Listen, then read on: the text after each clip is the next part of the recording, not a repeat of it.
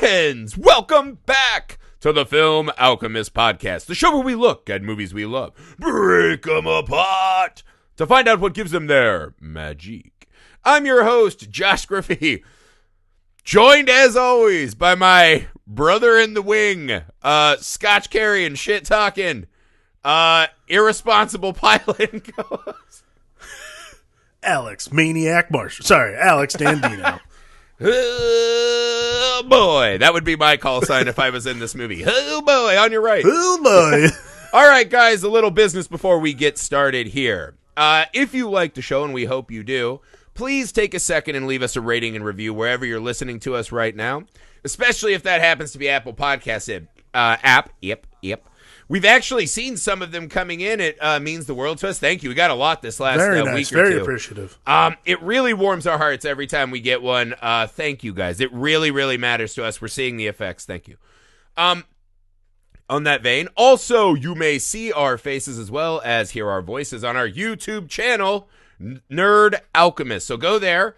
Tons of fun stuff coming up. We're always working on new ideas for that hopefully by next year will be a fully functioning YouTube presence as well as a podcast presence. You can get at us on every social media you're on. We are active on social media. If you reach out to us, we will hear you. We will respond. We will talk to you. We love interacting with you guys. Thank you. Also, you may email the show, filmalchemistpod@gmail.com.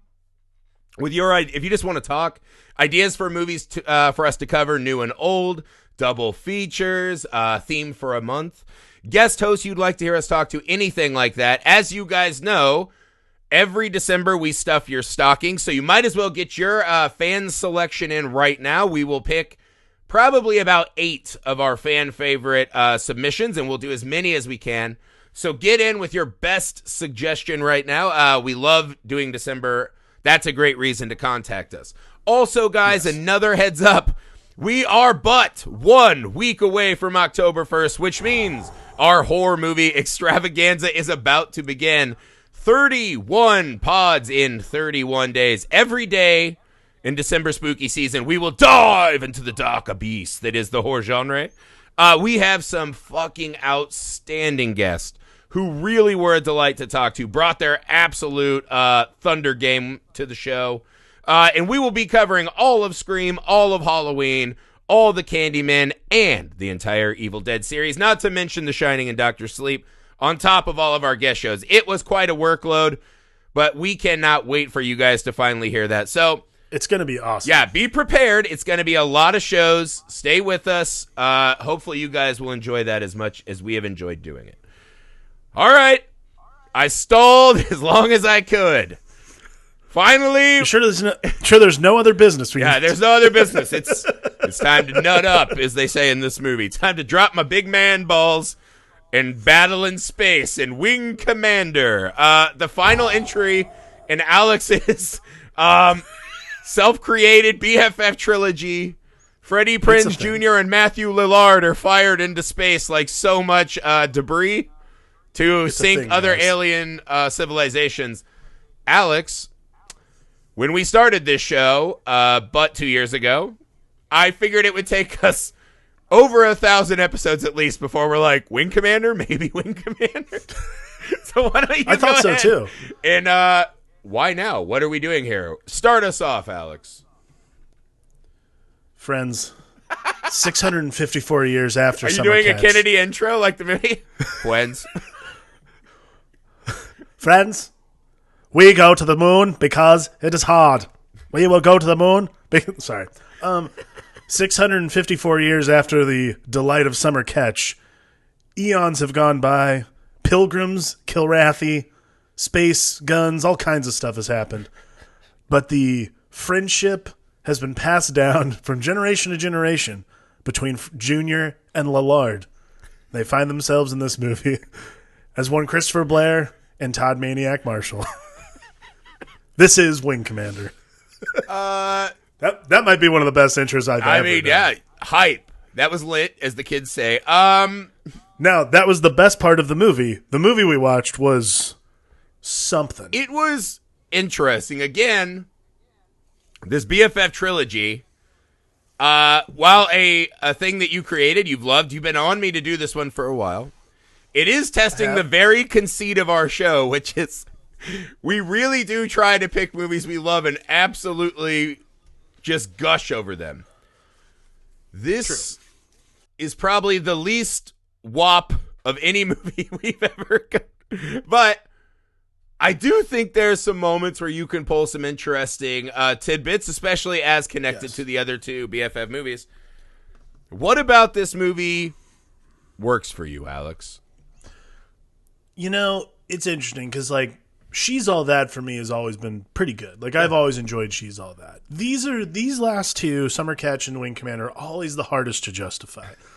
They're the ones that I, like, sort of enjoy watching because I just can, like, kind of yell at the camera, like, yell at the screen and just sort of talk through it, not really pay attention because, quite frankly, the plots are kind of dumb and foolish in a lot of ways. But this one particularly, I saw this the first time, like, on pay-per-view. Not pay-per-view, sorry, that means I paid for it. I did today, saw this probably 2020, am I right? I mean, we both just paid for it today. I saw this, I think, when I was probably like 14 or something like that with my dad. We were like watching HBO, and I was like, "Oh, Wing Commander, what's this about?" And we got through it, and we were just like, "That was atrocious. Let's watch it again," because it was on one of the other HBO channels. So it's, to me, it has this charm of, my thing is always going back to it and watching it and being like, what exactly about this movie makes me want to keep watching when all of it looks like borrowed set pieces from other lesser science fiction films?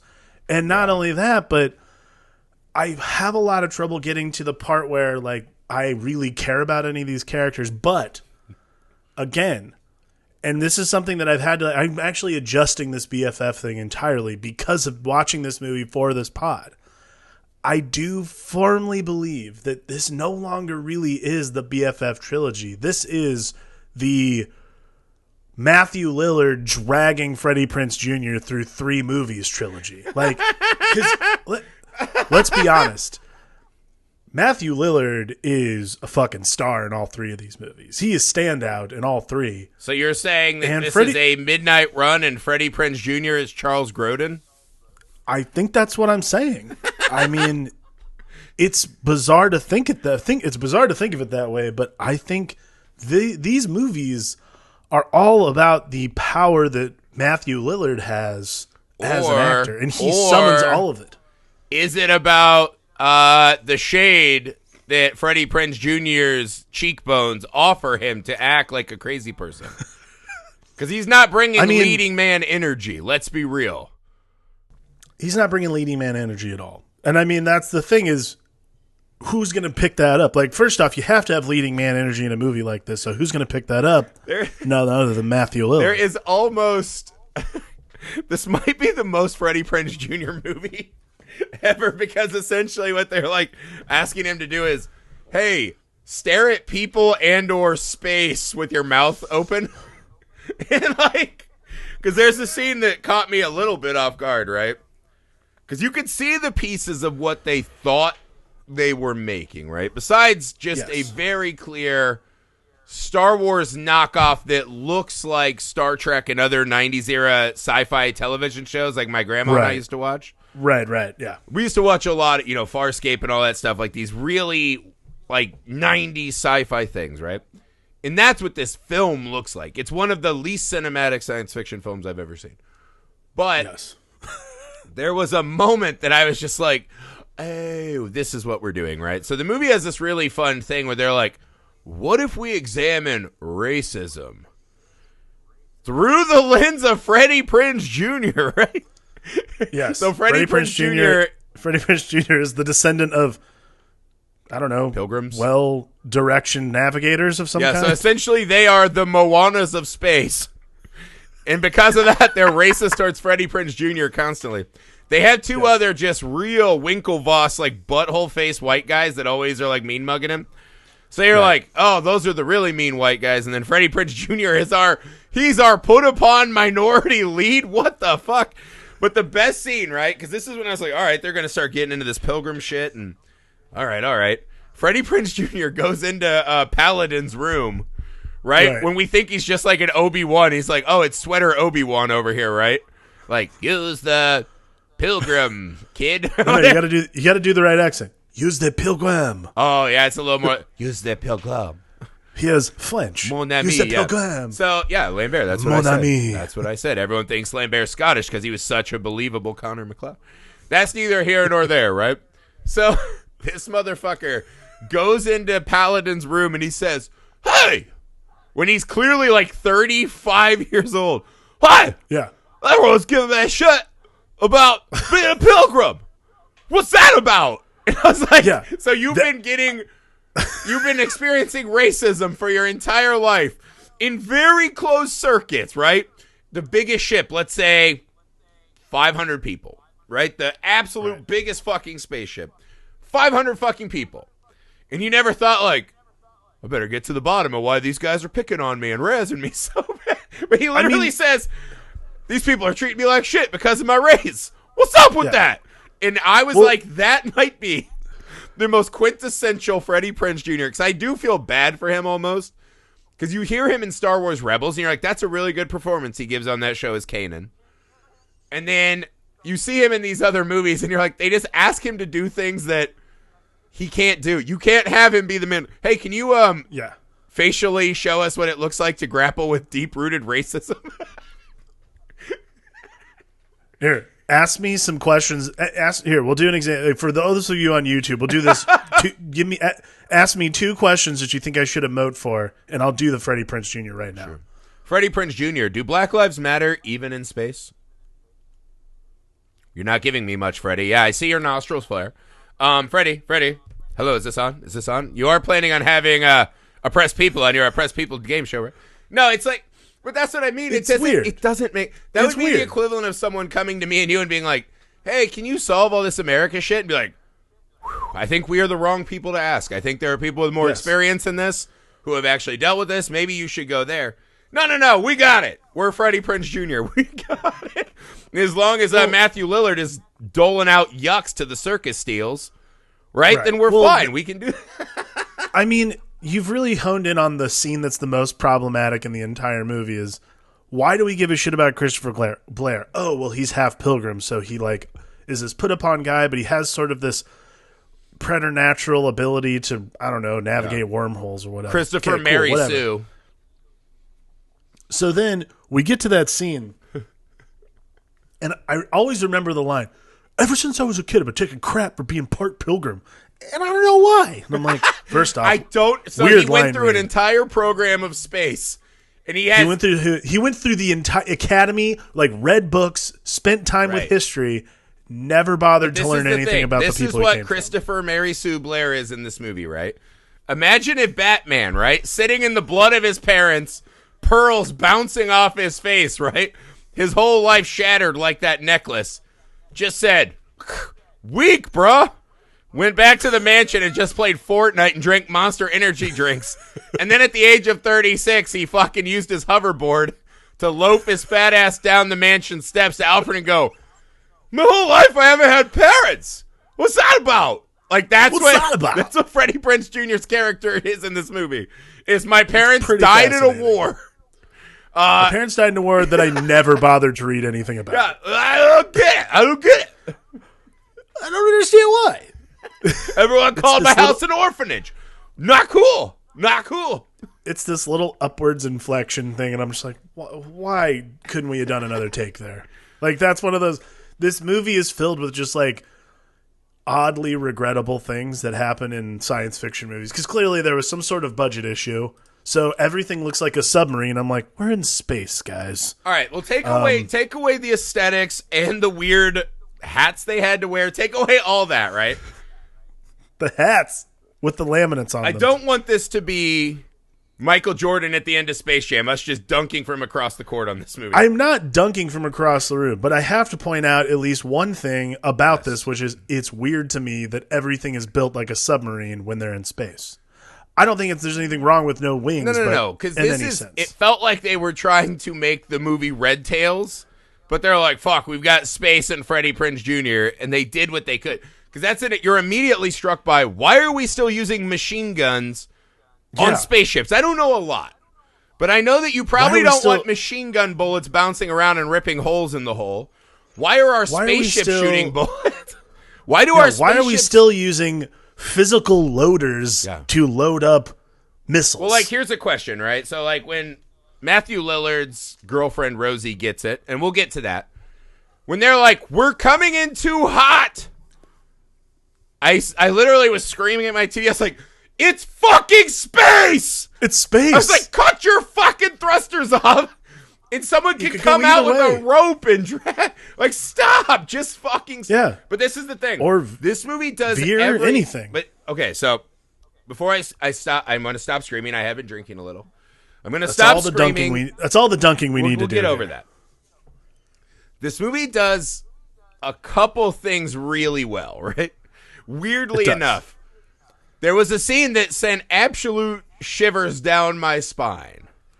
And I was like, this movie is capturing the horror of our new space-based universe, right? Could you imagine you have the shittiest job ever of not wing commander, but wing bottom bitch, whatever the titles are, right? So let's imagine you're that butthole-faced other white guy pilot, right? Hunter. So you're just sitting there, butthole-faced guy. You're like, oh, this is all it. I've got the hair. I've got the butthole face. I'm white. I'm not a pilgrim. Right? Why am I here? Right? I'm not wing commander. I'm wing basic bitch. And then all of a sudden, you're sitting there like, man, Mondays, am I right? And you turn around and just see these fuck boys, Matthew Lillard and Freddie Prinze Jr. walk in. He jumps on a table and starts talking shit. And then Matthew Lillard and Freddie Prinze Jr. threaten to beat you up in a physical fight. I would just go... My ancestors were right. We should have kept our feet in the soil. What a horrifying. I would rather be on a ship with the xenomorph than turn around and see Matthew Lillard jumping on a table doing his Flavor Flav routine. But this really is what this struck is. When you are in space and you are alone, you are really surrounded by these horrible people, right? Saffron Burrows... horrible person, right? Buttface hunter guy, horrible. Matthew Lillard, horrible. Freddie Prinze Jr., close your mouth. You're taking up our limited oxygen. It's space. The commander guy who just always has to have his name yelled before he makes a decision. And then angry German guy who you're like, don't cast the most obvious shitty racist guy, right? Like, don't cast a German to be the space racist. Do better. Yes. But that's what I was like, imagine, this is the world they actually live in. And that actually made me scared. I was like, oh my God. They were reinforcing this theme of, as we humans leave space, right? As you always think, oh, the universe is going to expand to us. New horizons, new adventure. You're like, no, the universe gets this small. Every spaceship in every movie is the Lord of the Flies Island with jet boosters. Yes. And that's what this movie really drove home to me in an enormous way. Oh, absolutely. I mean, I think that's the other thing, too, is like you realize, because it's interesting, like Star Trek, for instance, always takes the stance of like, oh, because we were able to explore new worlds and the world beyond worlds, you know, there's no racism. There's no all these other things that like plague humanity and that kind of thing. This takes the opposite stance entirely, which is like, not only are we able to explore, but the people who explored pissed us off so bad when they were exploring that we are so fucking bigoted towards them now. Well, let's we be can't real. even thank them. We can't even thank them for Let's it. be real. Wing Commander is a photon torpedo in the bloated sack of horseshit that is the USS Enterprise. The entire mission of the Enterprise has always been a lie, right? Because I've been fighting the Treks for a long time.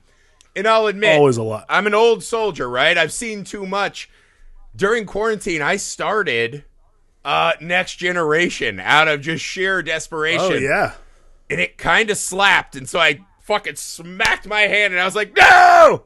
And I was like... Oh, Next Gen's awesome. Yeah, I was like, you're not Picarding quarantine. And I fucking smacked myself, got my wife's whip out, and had at myself until I started watching Star Wars again like a good boy. But that show... One of the things that turned me off when I was a kid is I was like, is everyone in Star Trek just the biggest, dumbest puss? Right? And I know I sound like a fool now, right? Because Star Trek is beloved, whatever. if you think we're just gonna float around and send down some fucking condescending bitch like Picard in some fucking knuckle thrower like Captain Kirk, and these races are just gonna be like, dope. I am really glad Starfleet is here. You're out of your fucking mind. Wing Commander says, a group of us who were better thans, right? Let's call them spatial elites, right? Instead of coastal elites. They went elites. They went and did the thing where they held their hand to the stars like Moana and genetically learned equations, I guess is what this movie says. That's it. Like, these guys were exceptional at math. Right, because they're just like, what can we make that's like the Force but way worse? How about quantum equating, right? One of our first cinematic scenes is when the ship is being pulled into a black hole. Quasar, yeah. Right? Whatever the fuck the difference is.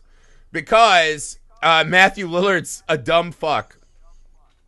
And the cinematic scene, right, is a extreme close-up on Freddie Prinze Jr. just going, like how I used to try to spell boobs on a calculator. Yeah, that's what they showed exactly in a multi-million-dollar movie. They plastered upon big screens. It's like, let's watch someone use a Texas Instrument in space. And that's what they did. But neither here nor there, the right? Big climactic so these moment. these spatial elites are out flying around, and all of a sudden they're like, yeah, we're better than you. We have space Priuses. We're better. And then the rest of humanity's like, hey, fuck you.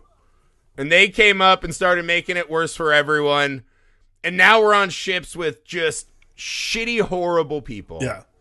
And that's what Wing Commander kind of does, right? It makes sense that we're still using our guns. We're still clinging to our stupid fucking guns. Right. We're still clinging to all this shit. We have no connection to space. We have to try to compute it because we don't feel it. But more than anything, you are stuck on this ship and absolutely tied to whoever the dumbest fucking moron is. You could just say, like, imagine you're home. And one day you turned around and you're trying to feed your son his mashed up whatever the fuck. And Matthew Lillard jumped on your table and he's like, what's up? You want to fight in front of your kid? And that was just your life until you ran out of air and died. That's horrifying. Yes. I mean, that's Wing Commander is what that is. I understand. That's what I'm saying, though. But you are right in saying that what Wing Commander does very well is build its universe of hatred and, deceit. Yeah. There is this, like, really fascinating, like, everybody who's in charge of something all, like, deeply respect the Pilgrims, yet are still, like, fully on board with the, like, skeptical races. Well, like, just David Paladin. Paladin is one. That's yeah, he's the only one, and then we find out like later. He's like the only Pilgrim left. Which, by the way, if you didn't know that from the beginning of the movie, like, I don't blame you. You probably weren't watching the movie in the first place, but like, it's painfully obvious. Well, no, that's the cinematic equivalent of at the end of White Men Can't Jump. Woody Harrelson pulls his face off, and is actually a black guy. That's what they tried to do in this movie. But Tolwyn, who's the guy who plays like the physicist or the geneticist in Teenage Mutant Ninja Turtles, like he doesn't care for explorers at all. He doesn't care for them, but he knows that he sees them as the necessary evil that they are. That's a very important. I'm gonna ask you to name one scene when that's true. Because he asks to speak to Christopher Blair in the very beginning of the movie, because knowing full well he's half Pilgrim. People close. Because that's the other horror of the film is they're like, he knew he could get that to them. Imagine this when they're like, oh fuck, we're 3 hours behind the cat fleet, right? The hairball's gonna hit the fan in 2 hours before we get there, and they say, who's the closest agent that can save the world? And it's, by the way, Matthew Lillard and Freddie Prinze Jr. What? Yeah, that is another thing that I've forgotten from this movie, because this movie in general is just like pockets of entertainment to me. I forgot that the overall plot line of the movie is literally like, oh no, we didn't set our clocks back 2 hours, so now we're all fucked for like. No, they're behind on the cosmic charts. And see, that's the thing. I was like, but that's what I'm saying is like this whole thing hinges on people showing up on time. Well, right. This little movie is about punctuality, And that is like, to me, I would like, say that this is something that Ryan Johnson jerked off to no less than 85 times when coming up with the slow speed pursuit of The Last Jedi. Because all it is people telling me numbers and how many hours behind that will make them. yeah. Rather than, hey, why don't you put Space Moana on the main ship and they're like leaping from place to place, battling and fighting like an Indiana Jones setup. Instead, it's just like, this movie could have just been called Map Quest to name something that is also from the same era as this movie. Well, it's like, this movie could be called Map Quest versus Google Maps, or like Map Quest versus no. What's the other one? Waze. This is Map Quest versus your angry dad who's just like, I'll fucking find it. I'm not pulling over. No. This is Angry Dad versus Waze, which was built by the Pilgrims, because Waze is always the one everyone. You got to use Waze when you're in town. I don't need fucking emojis and side streets. I'm gonna fucking honk and flip my way off to the destination. LA is one of those cities that's like that dick measuring contest of different kinds of you guys directions. Are the apps. Californian skit. What's that? You guys are the Californian skit. It's one of the best SNL skits because it's exactly true. Oh yeah, well that skit is 1000% true. But then there's this other part of it that they don't have in the skit, which is people actually dick measuring like which directional app they use. Like, I prefer Waze. Google Maps is pretty much better. Google Maps and Waze literally are the same thing. Like, it doesn't really matter. What matters is that the word you use, that's what you're like sort of cool with. And that really should have been what the point of Wing Commander is like, how do you like, do you get a pilgrim on board to like skip trace the whole thing, you know? Yeah. And instead, it ends up being this weird sort of character drama about people who don't actually give a shit about each other. There was that cool scene. There was that dope scene when they invaded the litter box, right? They invaded the litter box, and Freddie Prinze is just mowing. Every time he turned around, it's like, Rear! And they whip out their little metal claw, which was actually cool. The retractable little cat claws. I like people who design their entire species armor based on the cosmetics of what they already have. So instead of being like, hey, what if we just invented missile launchers on our shoulders? No, we already have these claws on our these mitts. cat claws are where we're at here. Let's have really tiny cat claws, so just in case we get close and they don't shoot us with their fucking Second Amendment machine guns, I'll scratch his eyes good, right? So anyways, they mow down these cat fucks in the hairball, and there's like this tendril coming from the ceiling, right? And it looks like someone is knelt, like bent over. And in my mind, I was like, oh my God. The Pilgrims went out into space, and they've all been co-opted and turned into navigational systems for this other species. Cool. Absolutely. And I was like, that would have been cool. Also, it makes no sense because you're like, so all these other more advanced societies have been in space for a lot longer than us. They don't have the Moana skills. Neither here nor there. But also, it's like they don't have a way to know where Earth is. They've never figured out where. Okay, it's interesting that because this time watching it, I was listening a lot to Paladin's dialogue, because Paladin is the one that they always give the expositional stuff to because he's French, so he says it in a cooler way. But the thing that I noticed only you could this time, smoke in space, Oscar. Yeah, Oscar. He would have won one for sure. Like, but the thing that I noticed the most this time was he brought up like, in that pivotal moment when Freddie Prinze Jr. asked, why does everyone hate me? That kind of thing with that inflection exactly. Sorry, I can't get over like that. That really bothered me today. But in that scene, he talks about, he's like, yeah, the pilgrims, they lost their humanity. When you're out here long enough, you lose a bit of yourself. I'm like, was there a like thread that I was going to miss? Like, was it like cut out of the movie and we were never going to get it again? Was there a thread where the Pilgrims were going to end up being the cat people? I thought that too, because when they first showed the base invasion, right? They're kind of these like big, bulky, suited whatevers, right? I thought that was going to be the story, as that those were the Pilgrims, right? We've been fighting a war against the Pilgrims. And then once they bust in the doors of the litter box, I'm like, oh, we're doing Skinwalkers set in my beloved home state of Indiana, but in space. That's fine. They're literally just bald cats, which, by the way, I'm totally for the annihilation of bald cats. hideous, soul-sucking beasts that should not exist. But that's neither here. True. But yeah, well, because that is the thing the movie does well, is you're like, of course everyone loses their humanity out here. Because this whole movie, I was like, yeah, I would go fully apeshit out there. Because they have that scene when Matthew Lillard is hooking up and they're, it's like, hey, remember, everyone you know and love will be dead before you ever get back, right? Because they're traveling at different speeds away from Earth. They'll age differently. Right. You're never getting back to Earth when you sign up. So these are all of the leftovers of our society, right? Like, you'd have to imagine all of the worst people are funneled up into these floating toilets that they send off to fight the litter boxes. They're just gone, right? So these are bad people. But when you think the kind of people who would sign up to go away, right? Because the first people that went, everyone is racist towards, right?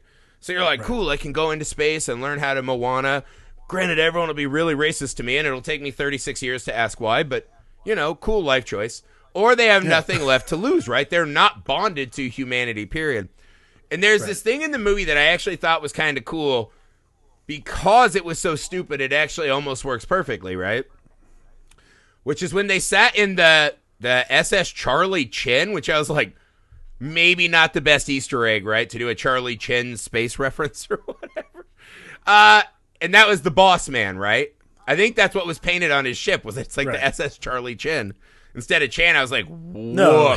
No, he was Lieutenant Commander Chen, not Charlie Chen. I thought it said Charlie Chin. I was like, worst Easter egg of all time if that's true. Lieutenant Commander Chen. Well, I thought, because Matthew Lillard was sitting in a vestibule of previous racism. I was like, that makes sense. Right. Anyways. Fair. So, when they go in, they're like, don't you say his name or we're going to fucking fight over chess. And he's like, you tell me why. Tell me why. No one's telling me why. Right? Tell me things right to my face. I can't intuit. And Saffron Burrow's like, what's your problem? He's like, tell me what happened. I'm doing this whole, I don't need to do the dialogue of the scenes. I'm sure we've all watched this. I don't know. Times. I really enjoyed your interpretation of Saffron Burrow's line. You're going to have a problem with me. What's your problem? And it's like, what happened to Charlie Chin? And it's like, well, we fucked a bunch because it's space, and now he never exists. Gotta stop saying Charlie Chen. I'm telling you, I think that was painted on the ship because this movie was trying to hammer home racism. Charlie Chen. It's not Charlie Chen. I hope it's not. But if someone told you that existed in Wing Commander, would you believe it? Oh, absolutely. Yeah, exactly. This movie is literally about the racism that exists in space. I agree, and I'm not saying I'm pro Charlie Chan. I think that's bad. We should do better in the year 26 whatever. What I'm saying is 2654, 600 years after Summer Catch. My fault, fucking timeline nerd. Timeline Moana over there just calculating on the fly. So what I'm saying is, though, she has this thing is, this guy I love and used to fuck a lot died. He never existed. And this was actually the thing in the movie that I liked the most. Pretty cool. Because it is such a stupid, one more time, stupid concept. But it's so stupid, I was like, I guarantee you that the writers of this film found that in research from an actual war. And you can imagine that these people who have no attachment to humanity, they all feel like parts in this giant space machine that gives them all life, on some level buy into that. And it leads to one of the only true earnest character moments, which is when Matthew Lillard is like, did you play that stupid fucking game with me? I can still taste her. You know what? He didn't say that last part, but that's probably what he was thinking. He didn't say that last part, but that was good. Yeah, because he emoted. Actually, you know what? I bet Matthew Lillard did throw that in, like, all right, let's get another take, but not that gross thing you said, please. It's not gross. It's from the heart, bro. Only my love sits on my face. Just read the lines, please. Yeah, he doesn't have any facial hair. Anyways, we're just getting so derailed. But what I'm saying, that idea I don't disagree with you, though. Whoever dies doesn't exist was so weird and insane that it actually works really well for Wing Commander. Because what you see all the time in war movies and space movies is when someone dies, they get lionized and become this idol, right? This perfect version of themselves. And now whatever we do, it's for the good of them, and their space ghost is guiding us to it. And this movie just says, I prefer my space characters not captured and dead. Right. But that's exactly what, like, that insane, stupid concept that originally comes off very, very poorly. Like, Yes. when it's explained, and again, there's so much expositing in this movie, and I feel like it's one of those things people think you need to do in some sci-fi movies, which is explain the world around you. I'm like, if you just show me, I'll figure it out. Like, some things, yeah, explain. Well, also, like, they did so much exposition, and I still have no idea how we came into contact but, like, with giant fucking space cats. But again, that's neither here nor there with Wing Commander. Yeah. But the exposition given for this particular conceit of the film only works and only becomes relevant because of the moment you're mentioning, which is when Matthew Lillard faces his only consequence in these 3 movies, by the way. Yeah. This have to talk scene about. is an absolute hammer scene, right? Yes. This is the big one swinging, right? The big ball swinging in Matthew Lillard's vocabulary. Because this is the first time in 3 movies that playing the exact same horrific character who tricks you with the charm and a wink into the satchel, only to do that again with probably your sister, mother, and or friend, and give you a complex for the rest of your life. All true. This is the first time him behaving that way has caused a lady to die. Because in all the other movies, we just have to wonder how Freddie Prinze Jr. is disposing of the body of our lead female character. In Right, this exactly. one, we see Matthew move on Lillard very gets quickly her in those movies. fucking killed and bulldozed out into space. Yes. Which is, again, one of those, like, this is another reason, like, Freddie Prinze Jr. really doesn't have to do a lot in these movies, but Matthew Lillard is doing so much heavy lifting to make sure people know that there are actors in this movie. Yeah. Like, he's going back and forth But between imagine emotions that and doing all scene, kinds how of stuff. good Lillard is, though, right? But that's what I'm getting at. Like, so he has all this back and forth. Like, he's got the quippy lines, he's got the kind of goofball charm, and then he turns it all off while he's like, it's honestly really decent acting to watch someone scream at, like, conveyor belt guy, like, I can see the whites of her eyes. Don't do it. Don't do it. You're like, all right. Like, Also, I'm in the this, great thing at this about moment, I'm Matthew in this Lillard's movie. character, right, is he's our only human who's super attached to humanity, right? Yes. He's still very he knows to bring scotch. He wants to actually throw knuckles. He wants to do all these very human things, right? He wants Big Todd to get the whap. He's all in on real human experiences, right? Just even the thrill of acting like a fuckface during battle, right? That's a very human thing, right? This thrill seeker thing. Him wanting to run out into space because, like, I'll save the girl I just fucked, even though you would assume, based on Matthew Lillard's character, there is a fucking space fleet left behind him of these women he's done this to.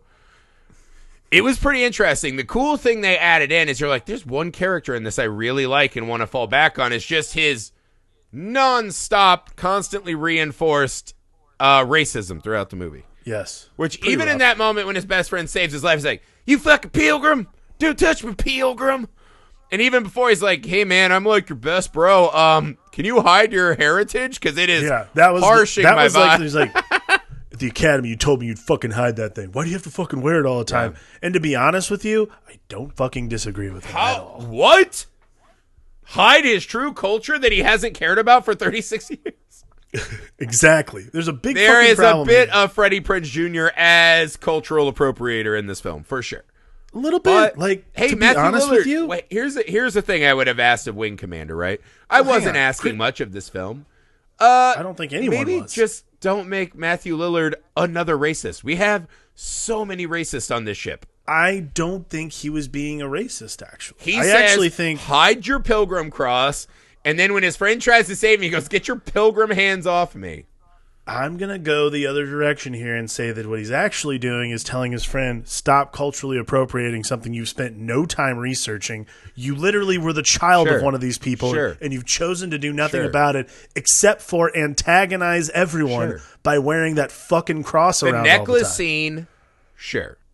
But I will tell you this, if I saved you because the girl you had just pumped and dumped was now burning wreckage out on the space runway, which you don't need a runway in space, neither here nor could there, also- right? If I could also saved just you pull from the running wreckage out in. of the airlock and you turned to me and said, get your Syrian hands off of me, we would probably not be friends anymore. I don't think we would be either, and I wouldn't blame you. But I also don't think you're... That's same thing. No, it's not, because you wouldn't have spent a lifetime, and not only that, an entire time in an academy where the heritage that you grew up with is constantly thrown in my face as like, these people were the greatest people ever, and then they turned on us. If it wasn't constantly dealing with that, and then finally I was like, can you please like not antagonize the rest of the people by like just wearing that shit around? Like, it's like, cool, Alex. I'm glad I've been able to white it up long enough for us to be friends. Wow.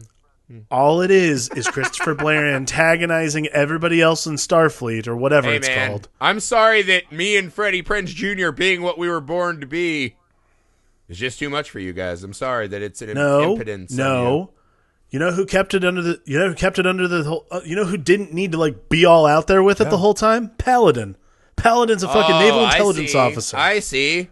So as long as we fit your mold of what we're supposed to be, the explorers and the Syrians, as long as don't ever say that again. As long as we can submarine ourselves into your fucking white expectations. Oh my God.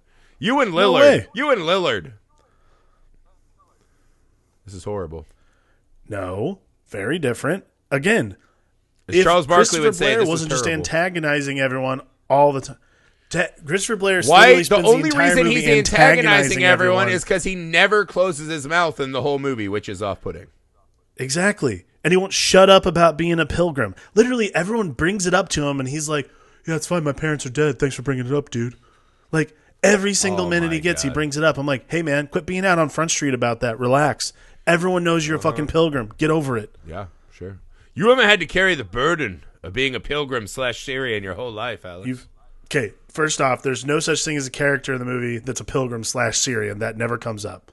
So, well, I'm saying I really related to that journey, having to exist in your white cultures. At all. No, you don't at all. I do? No, because you're not an antagonizing asshole who goes to Starfleet Academy and brings it up to everyone constantly. I mean, I would have said I am until you hit the Starfleet Academy. Because I'm claustrophobic and afraid of heights. But Either way, I agree that everyone's a racist in space, apparently. Yeah. But what I don't agree with... wouldn't you assume that's how space would happen eventually? Well, sure. But I also understand why Matthew Lillard's telling him, can you please, like, not fuck with everyone about being a pilgrim? Like, just be cool about it for a day. See, this is the thing, because you're not in the lens of us Syrian / pilgrims. You're not a Syrian / pilgrim. You're just a Syrian guy. I'm just a Syrian guy. Wow. Yes. Now I know how you really feel. This explains a lot. Oh, just me over here. Just Syrian guy Griff. Sorry, Alex. Well, mainly because pilgrims are a fake thing made up for a video We're game all that pilgrims in our own worlds, Alex. But neither here nor there. Who did he antagonize? Oh, God. I can't believe you just said that. Who did he antagonize? Total douche. Well, I will say anything to win. I'm also shameless. I'm a pilgrim. I'm Syrian. No. This is what I mean. So in his own world, right? Who did he antagonize in that scene when it's just scotch and chess and sexual innuendo?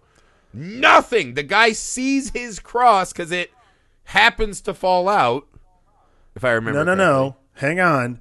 It starts because... Okay, actually, I want to... He doesn't pull his cross out and burn the butthole face guy with it to start the fight. No. Well, hang on. There's an important thing that... So first off, actually, this is like a thing that I've never noticed this until today. I was like, wait a second. Uh-huh. So the reason this whole like confrontation starts and the reason like his shirt gets ripped and his cross falls out is because Butthole Face Hunter is like, you're talking about a guy who never existed. Like he's kind of giving him shit because they're doing this whole like people who die don't exist thing. Like, I saw his racism spaceship outside. Like, I literally saw his racist spaceship out there. What are you talking about? And he's like, come on. And everyone's like really quiet. No one is going to fucking explain it to him until after he has this confrontation and Saffron Burrows has to take him outside and give him the worst explanation of all time. But everyone just like sits there and wants to fight him simply because he had a question. Like that's like the bigger problem I have with Wing Commander is that in this new frontier in 2654, you can't really ask any questions. You just have to wear your laminate hat and walk onto the spaceship and just be quiet the entire time. Not even that. We'll I mean, had they not come in a fucking a dick tornado with the scotch and climbing on tables, perhaps they would have gotten some intel. They're not really clever. See, here's a problem. He didn't come in like that. Matthew Lillard came in like that because he's charismatic. Right. Yeah, and he is just the fucking open-mouthed fucking face boy of the duo. Here, let me ask you this. Why does Saffron Burrow have such mixed standards? Why did she just let... I don't... Did Saffron Burrow essentially pull the trigger on Rosie by letting her get real cavalier with her attitudes? Maybe. I mean, to me, the whole conceit of Rosie and Maniac going out there to just shoot some people. Yeah. I mean, I like that part. Rosie, fast romance in a dangerous scenario, a dangerous, empty, hollow scenario. That was cool. Sure. But I mean, again, it's one of those things where you see it and you're like, you kind of made your bed, didn't you? Like, ultimately, you don't really feel as bad because you're like, you pretty much knew what you were doing. Well, you're not going to sleep with those butthole face guys. Like, right. I don't know. I'm not saying that. What I'm saying is like, she went out there and put herself in danger and she really kind of knew the deal. Like, that was ultimately the problem. First off, she did not put herself in danger, right? She got the WAP, and then she went and did her job really well. And Matthew Lillard is afraid of the fact that she's better than him at everything. And he might as well have flown his own spaceship into her. Matthew Lillard is 1,000% responsible for Rosie's death. I'm not saying Matthew Lillard's not responsible for Rosie's death. I'm saying that Rosie is an adult and fully aware of what she was doing, and she decided to put herself in danger anyways. She was fucking and doing her job? Isn't that what we're all doing until we die? Her job was to go out there, take down the Kilrathi, and then report back to the ship. She disobeyed a direct order. They were about to get jumped by those two Kilrathi. They had to engage. No, they were not. If Matthew Lillard would have just taken the shot when he had it. They only engaged when they decided. The Kilrathi only engaged when they were heading towards them. They went out and were looking for a fight. It's very different. Hey, they didn't want to take one in the tailpipe. They were going to get shot. Like they we said, weren't going to get shot. When we were doing the death scenario foreplay earlier with Saffron Burrow, right? She's like, newsflash, you're fly. She did like a Dwight Schrute on his ass, right? She did. She definitely. And that was Dwight like Schrute their him. meet cute, right? Was she was doing Dwight Schrute Battlestar Galactica trivia on him. That was their meet cute in this movie. Which, by the way, again, no charisma between these two. Matthew Lillard could have pulled the trigger. 2 more litter boxes gone. Everything's fine. He had to start swinging his balls around. I'm not saying Matthew Lillard is not. I'm not saying Maniac Marshall's not culpable for swinging his dick around and getting someone killed. Yeah. What I'm saying is that they went looking for trouble and they fucking found it. No, they went looking for love.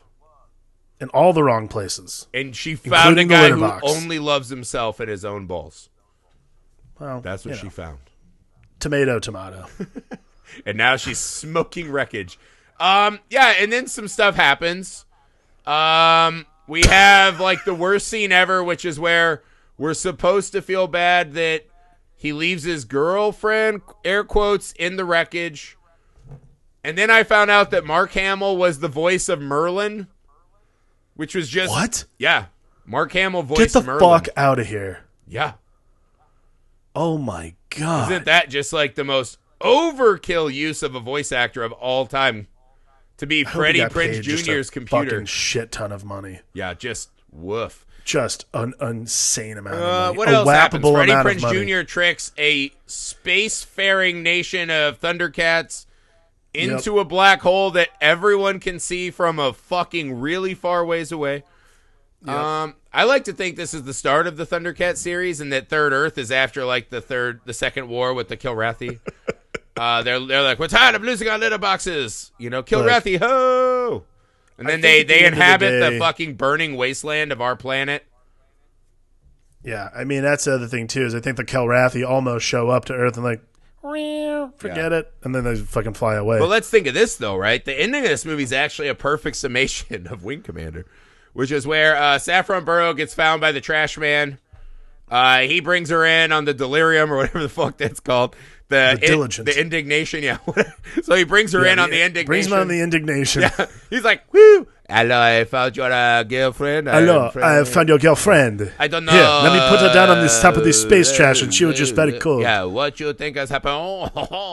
And then he finds her, and she's like, yeah, is that an order or a command? And they kiss, and you're like, then they kiss. Oh, good. Because I would say this, though. I am amazed that it took Freddie Prinze Jr. going all the way to space to find the one person he had less sexual chemistry with than Jessica Biel. I know. Oh, my God. So at the end when they kiss, I thought that think the of this, entire though, it's time. like, so you saved the entire human species, perhaps, averted a war, and at the end, that really pitiful kiss and probably horrendous relationship that's going to end badly is all you get for it. That is the perfect space ending. True. It's still weird to me that, again, we've been through 2 of these 3 movies, and I guess really She's All That too. I'm trying to think if there's a movie where Freddie Prinze Jr. has great chemistry with his leading lady, and I don't think there's one that exists. No, but Rachel Lee Cook and She's All That is so overwhelmed. She is a quasar pulling us in. She is absolutely wonderful. He gets wonderful. like the splash over attraction vibe. Jessica Biel and Saffron Burrows just don't do it for me in their respective roles. They've been wonderful in other movies, including Deep Blue Sea and Texas I don't know Chainsaw what else Massacre, Jessica yeah. Biel's been in. There were some good ones. Seventh Heaven. Texas Chainsaw Massacre. Massacre. Seventh Heaven Massacre, yeah, I've seen that. Yeah, right? Yeah. I had a there's joke. just I'm not going a to lot. pull it back. Look, Yeah, no, but.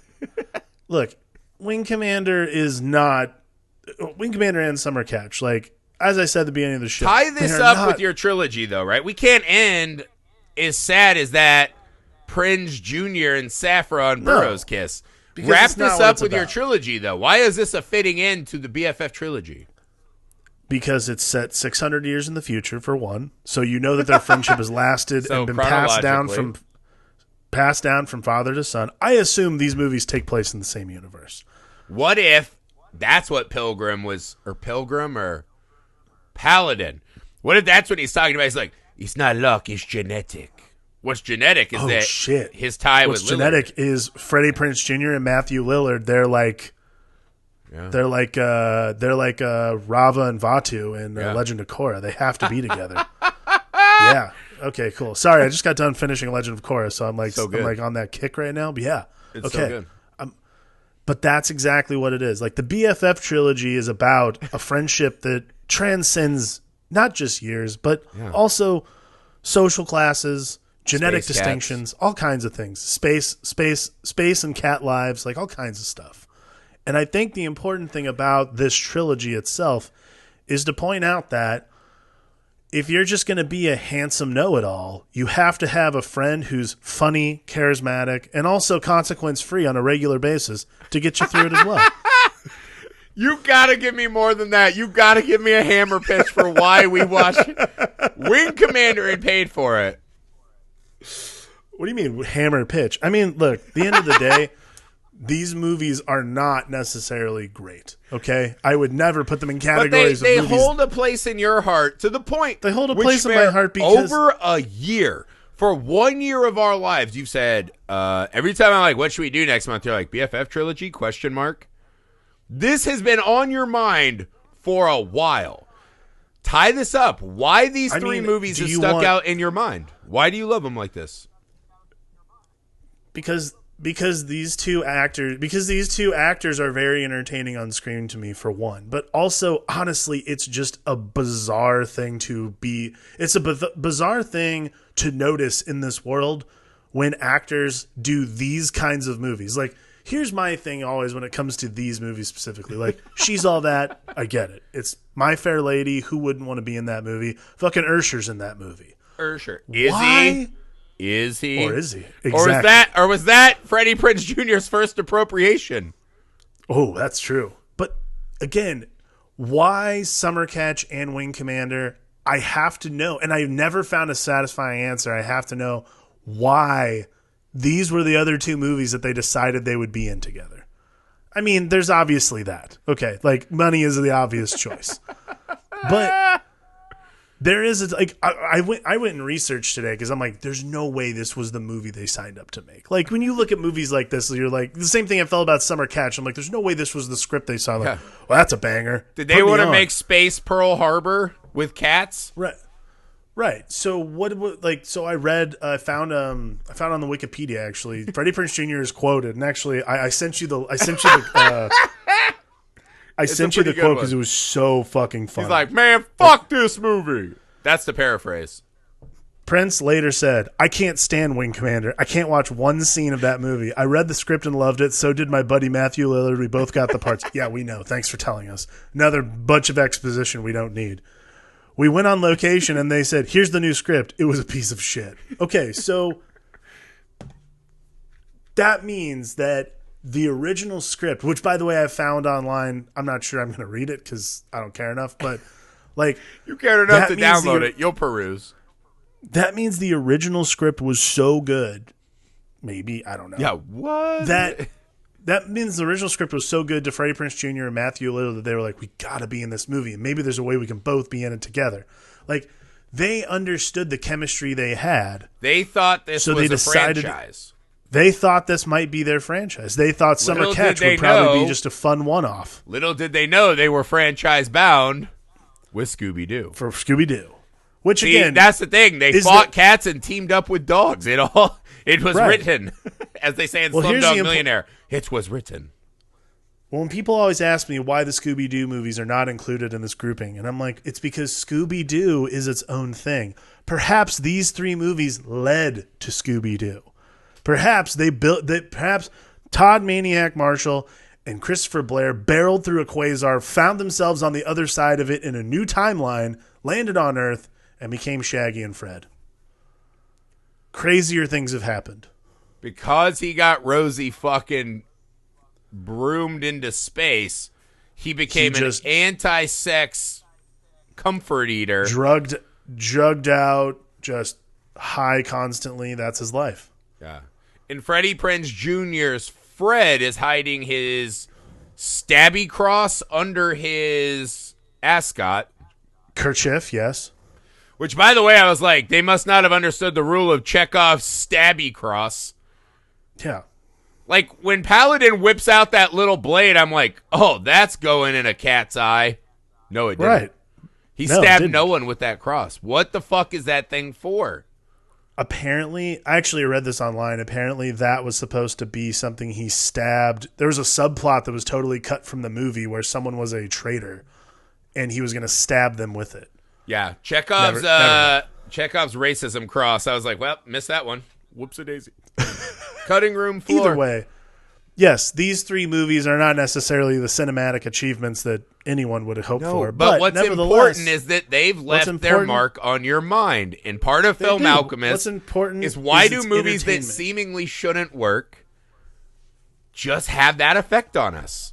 I don't know what it is. Like, this is the same thing. Like, whenever we've watched movies that there's movies we've watched for the show that I'm like, there's no way I'm going to enjoy this. And it's left... And it's always left an impression on me. And I think that's the important thing about the reason we do this show is more than anything, it's not about what's good and what's not. Because there's movies we've done that people have objectively told us are terrible. I don't really give a shit because it's my show. But regardless, the thing about these movies is that they are always the thing about why we do this show is because movies like this where it's just stuck in my brain. Like I see these two actors in a movie and I'm like, oh, of course. And I come up with some ridiculous theory as to why all three of these movies are united into one single trilogy. That's the Film Alchemist right there. What is that shit called in Star Trek, right? The Hakuchi Mara? Kobayashi Maru? Kobayashi Maru. Sorry, Trek guys. I was busy getting the girls and watching the wars. Not fucking learning nerd computer programs. It's so funny. I remember I took my wife to see Fanboys in the theater. Right? Because I was like, I really want to see this. And my wife watched it. She goes, oh my God, that guy reminds me of you. And I hate it. For Dan Fogler. Because he just only lets her listen to Rush and wants to like fight Star Trek guys. Has long hair shit. I was like, oh no. But anyways, yeah, the Hubayashi Maru, the Scooby Kobayashi Maru. the Scooby-Doo Maru. Scooby-Yashi Maru. Scooby-Yashi Maru is where they give you an unwinnable test, which is so fucking stupid. It's if someone dies, they don't exist level stupidity from the smart science fiction series Star Trek, right? You have to learn, but sometimes you lose. Yeah, cool. That's what I want to do. I'll just fucking murder myself every day I have it. So, like, the start of every Star Trek episode, they're like, oh, our jet engines don't work, and oh, our fucking phasers don't vibrate, and our fucking teleporter's down. Guess I better kill myself because of the Scooby-Doo Maru I learned in flight school, right? So, stupidest fucking thing in science fiction is that test, right? And they're like, oh, Captain Kirk cheated it. What a maverick. I'm like, what? Nonsense. Neither here nor there, right? Right. I forget my larger point, right? But essentially, you gotta not lose. You gotta not lose. I think the important thing about movies like this I can't believe I just totally lost my point. Yeah, wow, you were really on one. That was the unwinnable analogy, because in my mind, I was doing this Citizen Kane, right? You know, I fancy myself an Orson Welles. You do fancy yourself an Orson Welles type. I fancy myself an Orson Welles for the people. That's why I've been gaining weight and smoking more cigars. Yeah, I fancy you an Orson Welles and, Touch of Evil. That's You fancy me as Orson Welles as he was at the end, just eating butter and smoking cigars, which is not that far up. But doing pickle commercials. I had this whole thing, the Scooby-Doo Maru, right? Where I was like, oh. Maybe I'm saying that the BFF trilogy is an unwinnable thing that we have to learn to accept before we can reach. I think the that's stars. exactly what it is. We have to just accept that these three movies exist in the same universe. Man. And honestly, I found out the other day that analogy. It was going to be good. I honestly found out. This is what we really could end on. I found out the other day that we could have watched Summer Catch for free. I'm sad we spent $1.99 on Facebook Messenger. What kind of Putin plot is that? Let us find out which Let those fucking idiots watch this movie again. Let us find out which American fuckboy secretly likes overweight Americans women. And we will steal their overweight Midwestern ballots. And then all of a sudden he turns into a giant... Dude, maybe that's why, because Indiana is the home of the Skinwalkers, right? That's a cool movie. Why not? What a fucking... But either way, Wing Commander completes the trilogy. Skinwalkers on this episode. Who knew? Jesus Christ. Either way, Wing Commander completes the trilogy. If you feel so inclined, you could watch all three of them. I wouldn't, but, How dare you? If you're bored one day, this is a great thing to watch 3 in a row of. I'm not going to lie. It's shockingly more entertaining trilogy than you will think. Because maybe this is what I was talking about with the Scooby-Doo Maru, is sometimes you go into a movie and real fast, you're like, man, my $4 just down the drain. You're like, this is not going to be like a fave, whatever. And you're faced with the unwinnable scenario of, do I be a prick and just turn it off so I can go to Twitter and be like, ha, ha, ha, because I have a film degree, I turned off Wing Commander. Ha, ha! Or do you force yourself to stare down the darkest butthole of cinema and find a sparkle? Find that one gleaming thing. Like Mary Zach Blaine himself. Just fucking typing in coordinates as cinematically as possible until you find something you like in these movies. And that's what we did. That's exactly what we did. So we cheated and beat the Scooby-Doo Maru. We're very Kirk-like that way. Also, we would fuck aliens. No, I'm just kidding. But no, for real, I would. I absolutely would. Yeah, I don't have a problem with that. All right. That's the end of the BFF trilogy. That is not the end of the month. Monday, I hope you guys downloaded our episode earlier this week. Predator, also a very in-depth space movie. So 2 in 1 week. You're welcome. Really fun listen. Yeah, Monday, Rachel Reeves destroyed it, as I figured she would. Monday, we have an interview with the director of a film called Fried Berry. His name is Ryan Kruger. Awesome guy I got to talk to all the way from South Africa. He was nice enough to spend some time with me. We talked about his process, taking a very popular short film, getting it all the way to the film festival and midnight circuits of film festivals, man, and the fact that his movie might become a cult classic. So Ryan was a really interesting guy. I hope you guys enjoyed that interview. Next Thursday, I think, is October 1st. That's when our horror movie marathon will start. As always, leave us a rating and review, especially Apple Podcast app. Find us on your socials. Subscribe to our YouTube channel, Nerd Alchemist. Email the show, filmalchemistpod@gmail.com. And if you're a Trekkie, you can catch these hands.